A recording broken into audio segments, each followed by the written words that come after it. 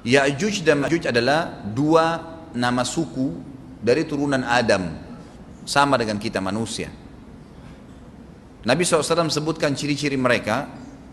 Mata mereka sobekannya kecil sehingga mata mereka kelihatan seperti sipit, tapi bola matanya besar.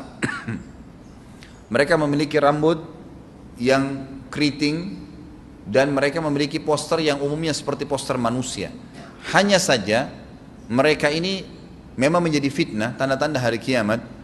Mereka tidak berbaur dengan manusia yang lain.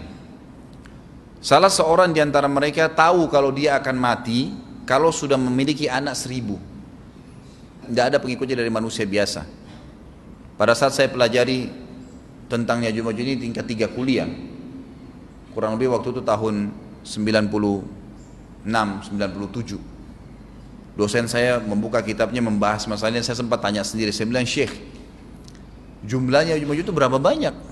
Dia bilang tidak terhitung jumlahnya. Karena ada hadis yang berbunyi mereka akan mendatangi sebuah sungai, kalau tidak salah namanya Sungai Tibria. Sungai itu sekarang ada, besar. Bayangkan sungai ya, airnya banyak mengalir. Kata Nabi SAW, mereka akan mampir dan minum di situ. Mereka semua minum air sungai itu, dan yang terakhir dari mereka datang sudah nggak dapat air. Artinya air sungainya habis diminum. Bayangin berapa banyak jumlahnya tuh. Satu Jakarta aja sekarang kalau minum air sungai Ciliwung nggak habis. Mungkin nggak bakal habis kalau satu Indonesia pun minum. Bayangkan berapa banyak jumlah mereka tuh. Tidak terhitung. Nanti kan kita bacakan ayat-ayatnya tentunya. Banyak sekali ayat berhubungan dengan masalah itu. Tapi yang jelas pada saat itu Nabi SAW mengatakan, Allah berfirman kepada Isa, berkata, wahai Isa, aku akan mengeluarkan hamba-hambaku yang tidak ada seorang pun dari kalian bisa mengalahkannya, termasuk Isa alaihissalam, nggak bisa mengalahkan. Maka selamatkanlah dirimu bersama dengan pengikut-pengikutmu ke Gunung Tur namanya. Gunung Tur ini ada di Palestina. Ya. Ini rata-rata nanti hari kiamat ini di Syam, banyak negeri Syam kita. Gitu kan? Maka Nabi Isa pun alaihissalam menyelamatkan diri dengan pengikutnya ke Gunung Tur yang diikuti sama orang-orang yang beriman. Lalu tentu yang bisa ikut yang terjangkau pada saat itu, karena dunia sangat luas. Maka yang tidak sempat ikut dengan Nabi Isa alaihissalam, mereka dibunuh oleh Ya'juj Ma'juj. Allah subhanahu wa ta'ala memberikan ciri khas mereka, artinya cirinya mereka ini, mereka dihimpit di sebuah gunung. Di surah Al-Kahfi dijelaskan oleh Dzulkarnain. Dzulkarnain khilaf antara ahli sejarah mengatakan dia nabi atau dia orang saleh. Tapi Allahu alam, saya cenderung dengan pendapat yang mengatakan dia adalah seorang nabi. Karena Allah SWT angkat ceritanya dalam Al-Quran. Dan Allah berikan dia banyak mukjizat. Di antaranya mukjizatnya adalah menahan Ya'juj Ma'juj waktu itu ingin membuat kerusakan di zamannya dia dulu. Jadi memang Ya'juj Ma'juj ini ciri khasnya, kata Nabi SAW, mereka memakan apa saja, batu. Kalau hewan-hewan itu kalah jengking sama ular, binatang-binatang buas, harimau, mereka makan semua. Jadi bukan seperti manusia normalnya. Mereka membunuh semua yang bukan seperti mereka. Mereka buat kerusakan. Sampai-sampai kata Nabi SAW tidak ada yang bisa mengalahkan mereka, dan jumlah mereka sangat banyak. Salah seorang di antara mereka tahu dia akan mati kalau sudah punya 1000 anak dan tidak menikah dengan umumnya orang. 2 suku ini saja. Kata Nabi SAW dalam hadis Bukhari, kecelakaanlah bagi orang-orang yang ada di Jazirah Arab. Kemungkinan besar makna ini adalah tempat mereka dekat dengan Jazirah Arab. Sebagian, ada satu syekh dari Mesir, sekarang ada bukunya sama saya dan sudah terjemahan bahasa Indonesia, judulnya Ya'juj Ma'juj. Kalau Bapak Ibu mau beli bisa, ada judulnya Ya'juj Ma'juj, tapi saya lupa penerbitnya apa. Itu agak tebal, harganya mungkin sekitar 85.000 atau 100 ribuan lah maksimal. Itu khusus, dan beliau adakan penelitian, saya baca dan memang sangat konkret dan ilmiah. Beliau mendatangkan fakta kalau tempat Ya'juj Ma'juj yang disebutkan dalam Al-Quran itu ada di Cina, tembok Cina. Jadi seperti yang disebutkan dalam Al-Quran, 2 gunung yang disatukan, di antara celah gunung itu ditaruh tembaga-tembaga. Pernah pemerintah Cina mendapatkan ada celah dari tembok Cina itu yang bolong, waktu mereka mau tempel bolongan itu dengan batu-batu tanah yang mereka biasa taruh sekarang, ternyata di dalam itu ada tembaga yang mengeras, dan seperti disebutkan dalam Al-Quran. di mana ya Zulkarnain mempertemukan antara besi-besi yang ditumpuk lalu dipanasi, dibakar sehingga menjadi meleleh, kemudian disirami lagi dengan timah yang meleleh juga dan dibiarkan kering sehingga menjadi tembok besi. Kata Nabi SAW, kecelakaan bagi orang-orang yang Jazirah Arab karena telah terbuka dari lubangnya Ya'juj Ma'juj sebesar ini. Udah kasih isyarat dengan jari ibu jari sama jari tengahnya. Artinya mereka sudah bisa melihat keluar. Tetapi kata Nabi SAW, setiap hari mereka terus menggali gunung itu, berusaha untuk keluar. Pada saat mereka tiba di malam hari, mereka capek, mereka mengatakan besok kita lanjutin. Mereka bangun besok pagi, gunungnya kembali utuh lagi. Sampai nanti waktu di mana Allah izinkan mereka keluar. Pada saat mereka keluar, maka mereka akan mulai membuat kerusakan. Ada di halaman 82 ya, Al-Anbiya 96 sampai 97 ayatnya.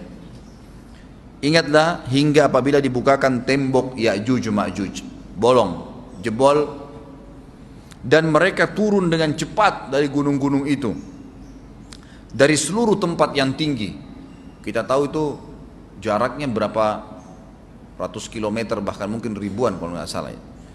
Semuanya itu akan dipenuhi Ya'juj Ma'juj, dan telah dekatlah, kalau sudah terjadi itu, kedatangan janji yang benar, maksudnya hari kebangkitan. Maka tiba-tiba terbelalaklah mata orang-orang kafir. Mereka berkata, aduhai celaka kami, sesungguhnya kami dalam kelalaian tentang ini, bahkan kami adalah orang-orang yang zalim. Kenapa? Karena Ya'juj Ma'juj tidak lihat apakah kafir atau beriman. Mereka tidak butuh, bukan seperti Dajjal ya. Dajjal butuh jadi pengikutnya, oke, aman. Ini enggak, siapa saja ditemuin dibunuh. Dia enggak pandang, enggak mau tanya kamu dari suku mana, kamu agama apa, tidak dipandang.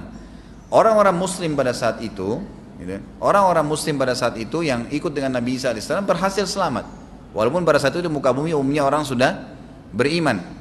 Yang dimaksud di sini orang-orang kafir adalah adanya orang-orang yang masuk Islam karena terpaksa, karena mereka tidak terlalu faham pada saat itu, lalu mereka menganggap remeh informasi dari Nabi Isa AS. Maka mereka terbelalak matanya karena dibunuh oleh Ya'juj Ma'juj. Kata Nabi SAW di dalam hadis sahih riwayat Imam Bukhari, bahwasanya Ya'juj Ma'juj akan membunuh siapapun yang mereka temui. Bahkan pada saat mereka sudah merasa menguasai bumi, mereka melepaskan anak-anak panah mereka ke langit, lalu Allah menurunkan anak-anak panah mereka sebagai fitnah dipenuhi dengan darah. Maka mereka berkata, kami telah membunuh semua yang ada di bumi dan semua yang ada di langit. Maka sebagai penutup dalam bahasan itu kata Nabi SAW, Allah lalu mengizinkan Isa untuk berdoa kepada Allah agar memusnahkan mereka. Maka Isa AS pun akhirnya berdoa, meminta kepada Allah Subhanahu Wa Taala agar mereka semua dimusnahkan. Maka pada saat itu pun Allah Subhanahu Wa Taala menurunkan kepada mereka hama. Sebagian hadis menyebutkan serangga kecil seperti cacing, banyak sekali yang menimpa tubuh-tubuh mereka, setiap orang satu, dan itu membuat mereka mati. Membuat mereka mati, dan mereka mati seketika semuanya. Jadi secara bersamaan semuanya meninggal. Allahu a'lam waktu itu berapa ratus juta jumlah orang Ya'juj Ma'juj pada saat itu, tapi semuanya akan mati, dan seluruh muka bumi dipenuhi dengan jasad mereka. Setelah itu Nabi Isa AS pun berdoa kepada Allah Subhanahu Wa Taala agar menghilangkan jasad-jasad mereka yang baunya sudah luar biasa waktu saat itu disebutkan dalam hadis.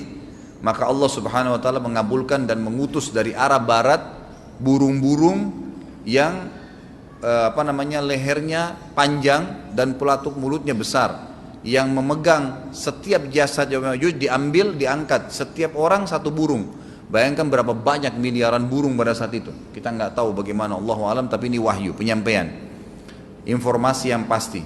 Diambil, kemudian jasad-jasad mereka dilempar ke lautan. Lalu Allah Subhanahu wa taala turunkan hujan.